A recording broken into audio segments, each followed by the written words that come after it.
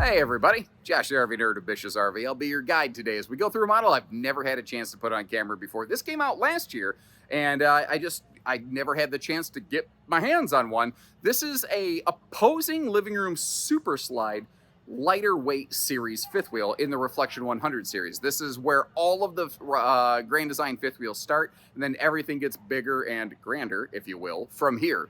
The thing is, the goal behind this floor plan was to give you the biggest living room possible in the shortest length and lightest weight possible while still being reasonably budget conscious. There's certainly less expensive fifth wheels out there, but also far more expensive fifth wheels out there. And this thing is nicely appointed for the budget point.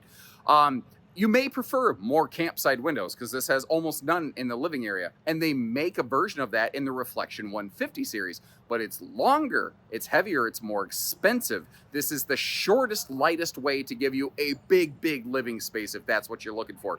And that makes this an absolutely fantastic traveling fifth wheel right here. And that's really where this one excels because it's not super long, it's not super heavy, but we have things like Goodyear tires. We have MORryde suspension. We have electronic anti-sway and anti-lock braking on here. So it is extremely roadworthy. Plus it has a 3,000 pound rated towing hitch on the back. You've also got a couple other awesome features like a 180 watt battery tending solar package on the roof, a very respectable extended season weather package, a true queen bed up front. I love what they do in the bathroom. They don't have a skylight, and it's one of my favorite things because they don't have that, which sounds totally backwards, but it'll make sense once we go through this thing. But it's also got some problems like road mode. It's good for traveling, but at a stop, like you can't get to the kitchen or the refrigerator or anything like that. So it has ups and it has downs, and I want to give you both sides of the coin so you can decide if it's the right one for you or not. And if you appreciate that, hit that subscribe button, and let's go. Now, I've done this long enough, like I already kind of mentioned, people are going to have comments regarding the location of the windows on this one, and I get it. This RV has amazing window coverage, and the light bright color palette and the opposing slides, it makes this RV feel and look really big, which is nice, don't get me wrong. But when we look over here on the campside of the RV, you don't actually have a lot of window coverage because you have a kitchen slide here. But the reason that they do that, why didn't they just flip-flop the slides? And the answer is funny. The answer is actually the entry door. The two slides are not the same size. When you say opposing living room super slides, in your head, you tend to think, oh, they must be the same size, but they're not. The sofa and dinette slide over here is actually longer. It's long enough that it would, if you flip-flopped them, it would overlap with the entry door. So this design is purpose-built with very few campside windows to keep the RV shorter. But the thing to remember is they make multiple RVs at different segments and sizes and floor plans. So if this is what you're looking for, if you want all the campside windows over on the door side of the RV instead of the neighbor side of the RV, what you want to do is step up from the Reflection 100 Model 28RL, the RV that we were just looking at, and you want to look at this. This is the Reflection 150 Model 295RL. And it does flip-flop the slides, but it's also longer, heavier, and more expensive as a result. So you can have this kind of layout, but you need to have more truck and more budget. And I don't know, let me know. Leave me a little note if you want me to go back through that other one in full detail. Again, today's video, we are focusing on this RV, the 28RL. And again, it was also by request. I had a lot of requests last year when this floor plan debuted to go through this thing, and I never had the opportunity. So what features does this have? Again, this is, it almost sounds dirty to say, it's the most basic and simple fifth wheel that Grand Design makes, but we still have things like the cool little, Franken booth, kind of half table, half booth thing. Now, I've got the bench in front of the hide-a-bed sofa right now as like a footrest ottoman. We still have no floor vents. We still have carpetless slides. Your kitchen slide is a toe kick, by the way, but our seating slide is floor flush. Your theater seat does have a flip down middle kind of armrest cup holder section, but it also has the ability to get up out of the way like we're looking at and give you cuddle compliance, which I know a lot of people definitely prefer. I have a few viewers who are extremely vocal about that, and I love it. Please keep that feedback coming. That floating ottoman right there again, that I'll move that later. That actually can go over with the dining arrangement in case basically it doesn't come with additional chairs. It just comes with that ottoman, but you can still seat 4 people around it. And even here at their most basic series, they're still giving us a good direct facing entertainment center with a smart TV, albeit not as large of a TV as you might find in some of the other models. I'm shooting from the hip on that. I don't know, what is that? Around a 40-inch, give or take, maybe slightly smaller than that. But there's obviously a little bit of room in that hutch for a bigger TV. A question I get all the time is how big of a TV can fit in that? I don't have a clue. I don't have a clue because manufacturers don't give us, here's the maximum TV size measurement that can fit into everything. And the physical dimensions of like the frames around different TVs can vary. So like the physical dimension of one 40-inch TV doesn't exactly always match the other 40-inch TVs that are out there.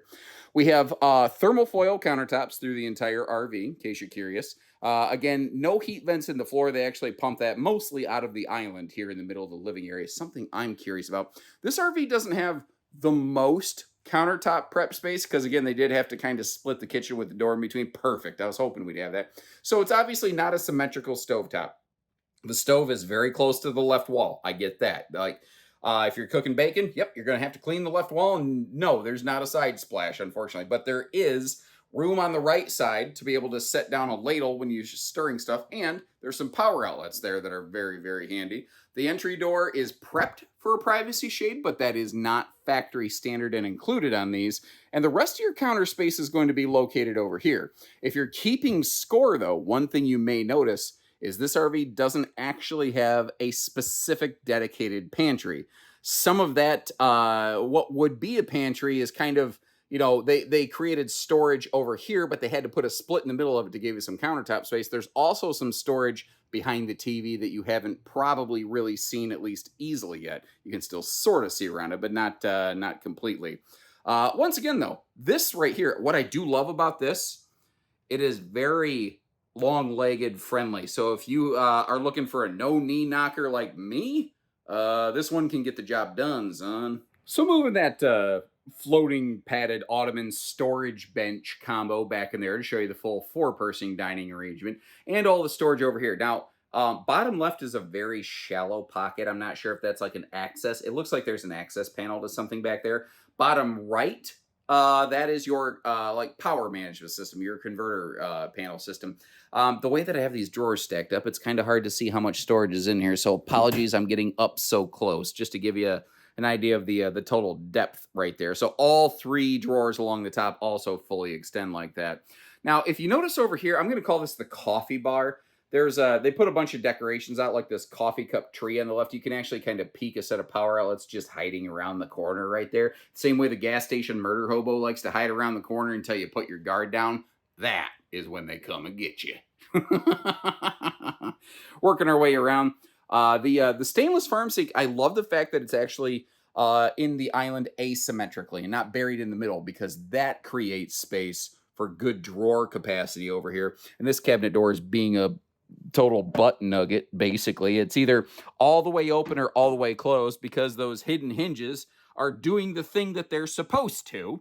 But we do also have a really excellent space down there for some, 1 or 2 waste baskets or even some bigger pots and pans. Thankfully, we also have dedicated pots and pans storage drawer down there below the stovetop. And this is a 10 plus cubic foot 12 volt compressor fridge. I say 10 plus a lot of times because there's some that are 10.2, 10.7 cubic foot, and manufacturers tend to swap them around frequently, and I can't keep track of that level of minutia. I try, but I guess I'm not that good, ladies and gentlemen. I will say, now, remember how I said, in a sense, you have a pantry-tainment center. Your entertainment center is actually doubling as the pantry, but here's the cool thing. Because it's doing that, it makes the rear sofa super boob tube friendly because now the TV can pivot around to be viewable from different angles. The thing is, we're still not done with the storage because they actually still have a little kick of storage going on up here above the rear hide-a-bed sleeper sofa.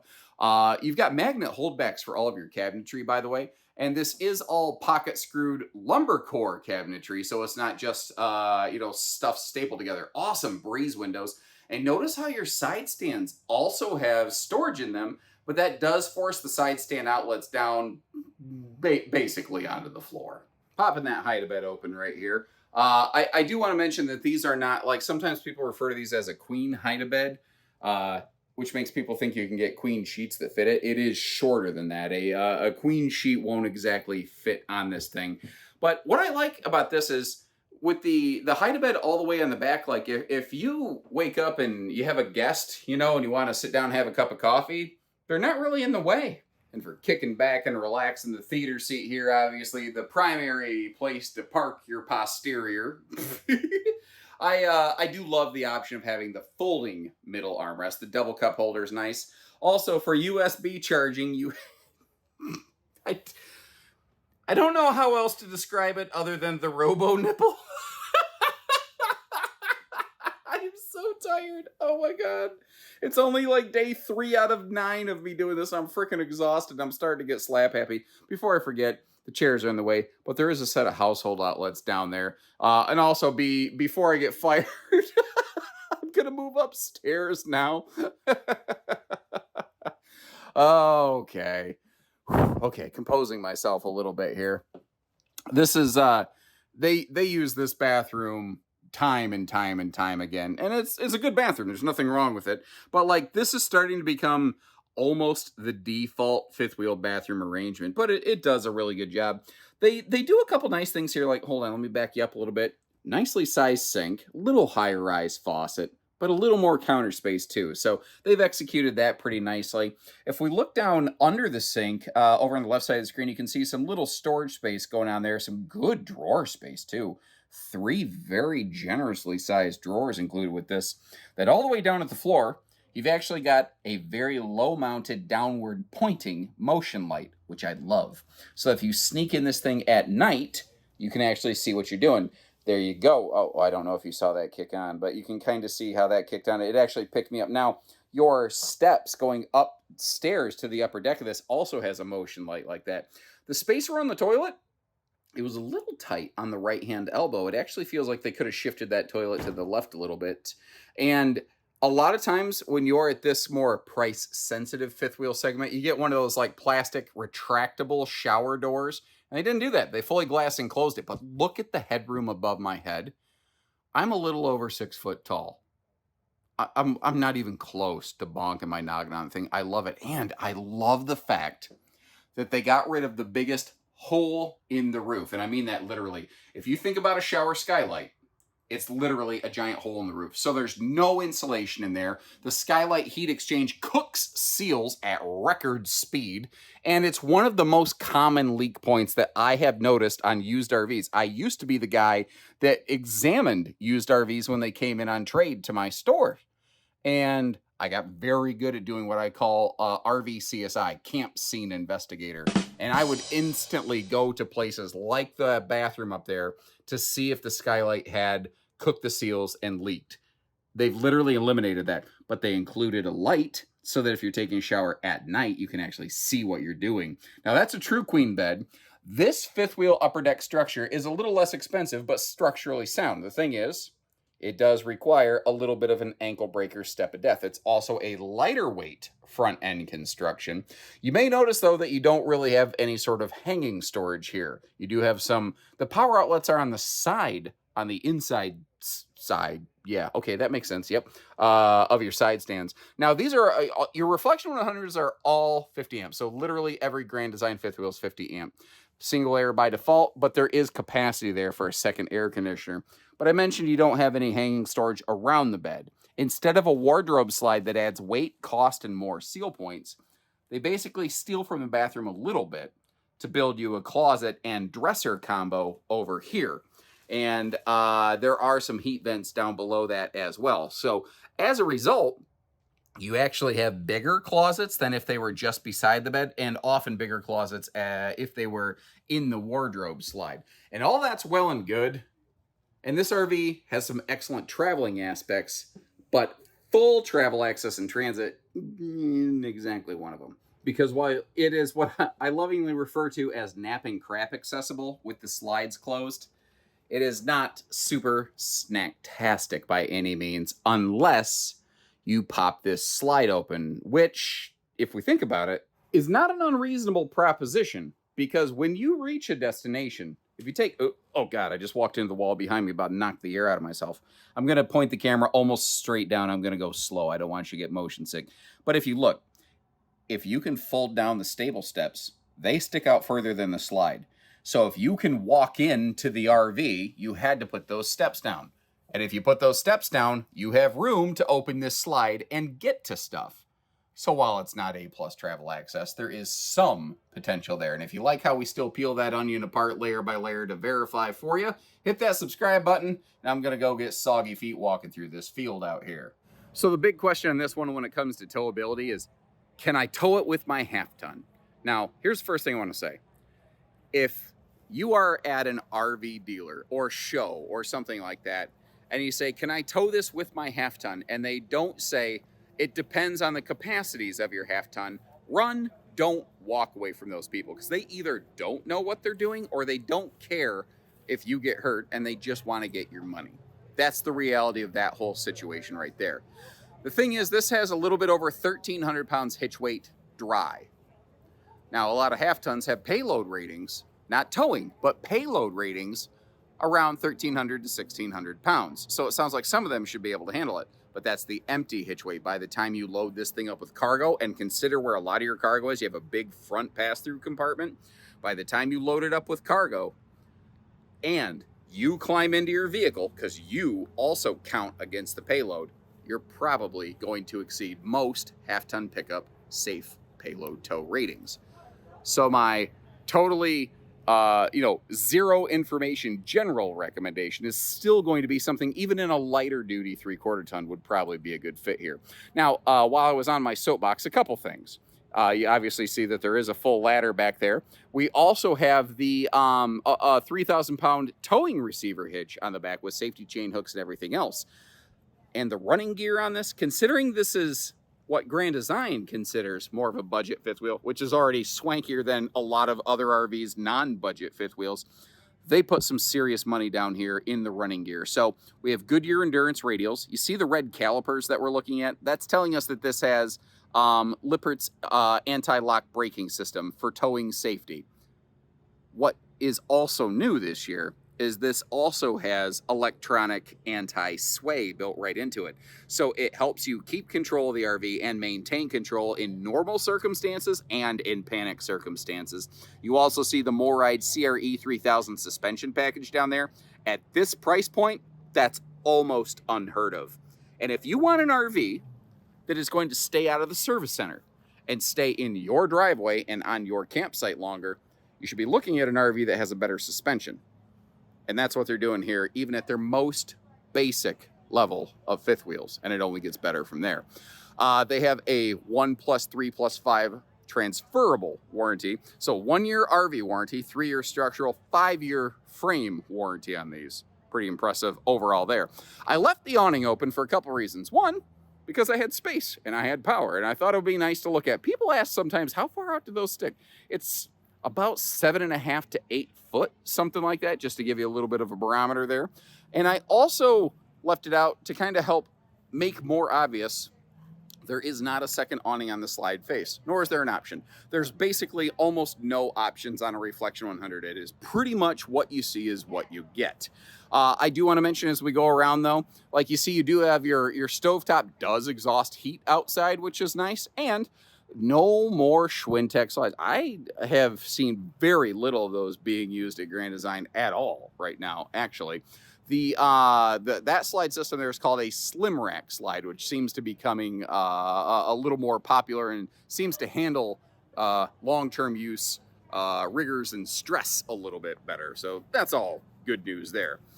Working our way up front, it's not the world's most giant fifth wheel, but for something this size, The capacity of this front pass-through compartment, I think, is pretty decent and reasonable overall. I don't know, what say you? Now, while we're in here, notice how they don't do like carpeted flooring. There is still some of the felty stuff that can hold moisture and create a little bit of a like mildewy almost kind of smell situation, but the floor is usually where you have the biggest instance of that.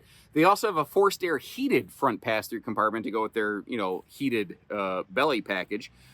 Enclosed docking center, easy reach auto leveling controls, also magnet holdbacks and slam latches for easy access here. Something else as we back up, if you look down below the skirt line, it's a single sewer outlet, so you don't have to do the poop scoot boogie to jump between the hookups, which is awful nice. Not that it's necessarily impossible or anything like that. It's just kind of nice that you don't have to do that. By the way, I am waiting for, and maybe someone's already done this, but I'm waiting for somebody to make a series of zoodles, aka zucchini noodles, if you're not familiar, called Impostables.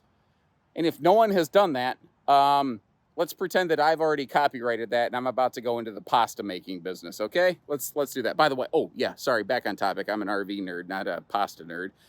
I'm not even a really big pasta dude. Anyway, all your windows open for airflow. They're all nicely tinted, and that is a rack and pinion slide. But did you also notice a couple things over here? This is standard auto leveling, and there's a lot of RVs that run more money than this that are trying to be their more budget-focused version that do not have auto leveling. That's an awesome feature. I also love the fact, you know, they could have, like under the belly here, where you have the sewer hose caddy tube, they could have saved a couple bucks and not put that in there. But they're really focusing on the user, like, function and features of this, and I respect it. And today is another example of footage that we got here by your request. I had a bunch of requests to get the 28RL reflection, had never had a chance before. Continue to send those requests, and I do tend to get more requests than I can fulfill, but I will always do my best to get anything that I possibly can. Let me know what you think about this thing right here. And again, if you want the windows on the other side, they make that. You know, they have different floor plans for different purposes, and they make all these things so that you can choose which one you want. Now, to help you make that choice, whether you're curious or serious about the price tag, take a look at the link in the video description. In the case of Grand Design, we are not able to publish our discounted sale price. We can only publish MSRP, but you can at least see if we have one in stock, where it is, and what we're asking. Short of that, appreciate you guys. If you like what we're doing for you, leave us a little note that says thanks. We'll see you next time. So take care, stay safe, have fun, and happy camping, everyone.